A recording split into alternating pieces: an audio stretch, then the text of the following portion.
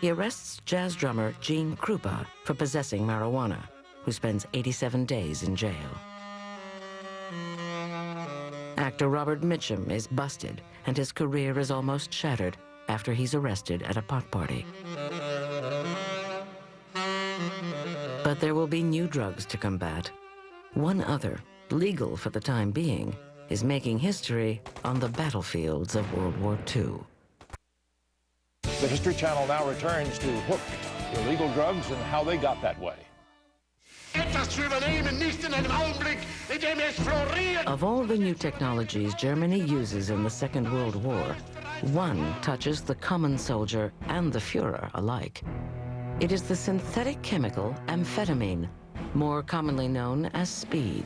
The Blitzkrieg could just as easily have been called Speedkrieg.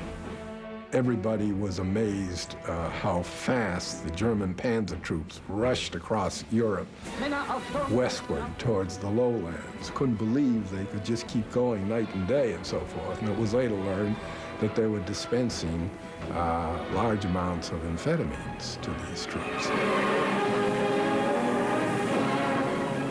Hitler is injected as many as 5 times a day with methamphetamine, a supercharged amphetamine. Scholars claim Hitler's mad rants and blunders were the result of his addiction to the drug. It is also used in the Japanese war effort, given to the Imperial ground forces and kamikaze pilots. The drug of the Axis war machine is a stimulant. It affects the sympathetic nervous system to increase alertness and decrease fatigue. Amphetamines stimulate the adrenal gland to increase spontaneity, initiative, confidence, and a sense of well-being. Amphetamines are commonly associated with appetite suppression, but the drug was first introduced as a lung decongestant, the Benzedrine inhaler, nicknamed Benny in Germany in 1932. It would clear up your sinuses and do a lot of other things. It wasn't long before people discovered that if you break the inhaler and take the cotton swab, the little cotton swab, which holds all of the amphetamine, some people just swallowed it whole, other people dissolved it in coffee or what have you. Well, I was just wondering about those bennies and things we've been fooling around with. A Benny? A Benny? You mean a Benzedrine tablet? This method of ingestion is commonly called poppin' bennies. At the time, no one knew how highly addictive and powerful a stimulant amphetamines were. It was quite euphorogenic. It gave people a sense of confidence. Life seemed brighter. You didn't have to sleep as much. You could overcome fatigue. It made doing boring things more interesting. And, of course, weight loss. 1946, amphetamines find their way into post-war society. In Japan, the market is flooded with vast amounts of the drug. In America, housewives take speed to feel better. Amphetamines are to the 50s what opiates were in the past. Truck drivers take them to stay up for days, like dock workers who once used cocaine to work through the night. And artists and writers who used laudanum a century ago now pop bennies for kicks and inspiration. Like author Jack Kerouac, while popping Benzedrine, he writes On the Road in 20 Days in 1955. Meth's the all-American drug. Meth was invented for Americans. It really embodies all of the values that we hold dear. Industriousness, hard work, basically enthusiasm for accomplishing tasks. It was the most widely prescribed drug in America's history. The appeal of amphetamines cuts across all walks of life. One of the most famous users is the newly drafted Elvis Aaron Presley. In October 1958, Presley begins a tour of duty in West Germany. As an Army GI, a sergeant introduces him to speed. From this point on, the king of rock and roll is hooked for the rest of his life. Drugs must be prescribed by a doctor and prepared by a licensed pharmacist. And physicians were the real pushers of this drug. You're a little depressed? Here, let me prescribe some form of amphetamine. You want to lose weight? Here, let me prescribe some amphetamine. You say you don't have enough energy? I mean, the reasons were legion. In 1946, a physician by the name of W.R. Bett published a paper in which he claimed there were 39 medical reasons for prescribing amphetamines. And they were everything from hiccups to schizophrenia. By the 1960s, amphetamine use was a hidden epidemic. On the other hand, marijuana, once kept behind closed doors, is openly used.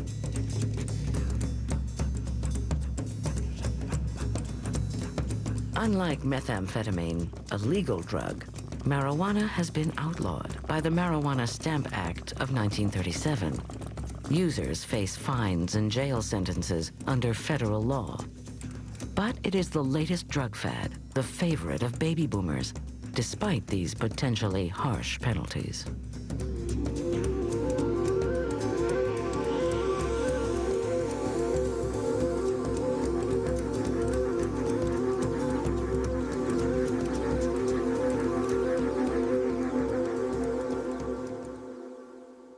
Marijuana is kind of a hybrid. It has some features that are like LSD. It also doesn't produce physical dependence, and it doesn't produce overdose deaths. And the fact that it doesn't do those two things makes it seem like it's not, quote, an addictive drug. It has an appeal to people who are smart and who are interested in going beyond the conventional boundaries of their behavior. 33 years after the Marijuana Tax Act, its constitutionality was questioned in the Supreme Court.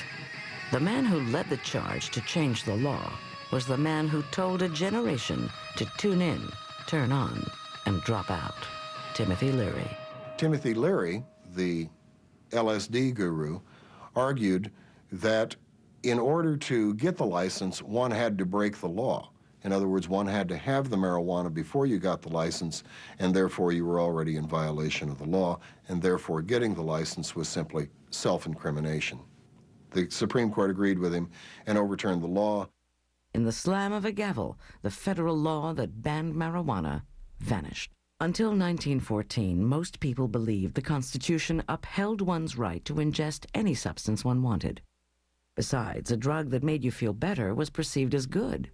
But by 1970, recreational drug use was perceived as bad, and Congress didn't consider the right to use drugs a right protected by the Constitution, and banned marijuana in the Controlled Substance Act of 1970. A lot of people became concerned with drugs for the first time in the 60s because young people were using them with such seeming freedom and recklessness. They were particularly concerned about marijuana. The new federal law is on firm constitutional ground, unlike the self-incriminating tax of 1937. But still, marijuana use does not end.